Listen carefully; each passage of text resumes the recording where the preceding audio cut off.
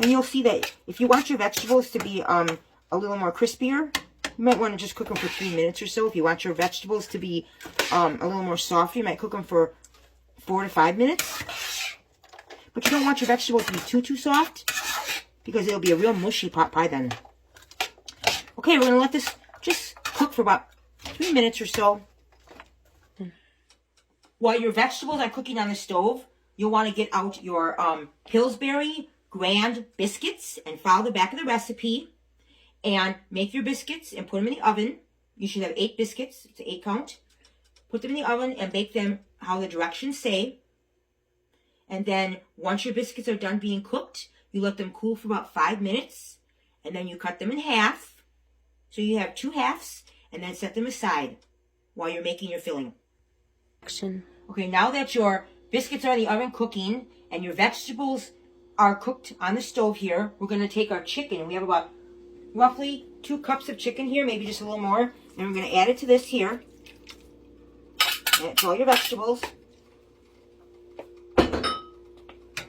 And give it a good mix. So it all incorporates with all the nice vegetables and juice. And the butter.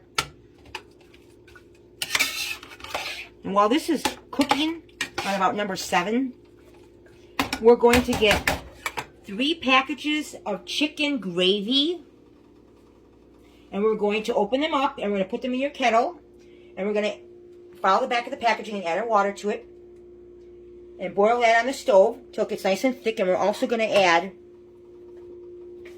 about 1/4 of a cup to 1/2 a cup of chicken broth. It could be any chicken broth. I like to use Swanson's, and I like to use low sodium, but you can use any kind you want. You add that to your gravy. And you put it on the stove like on number 7. And you let it boil until it gets kind of thick. Because you'll need that to add to your mixture here once everything's cooked up. So we're just going to give this about, 3 or 4 minutes. So that the chicken incorporates with the vegetables and gets nice and hot. Okay, now that your chicken and your vegetables are cooked, and you've made your gravy, what we're going to do is we're going to take a couple ladles full.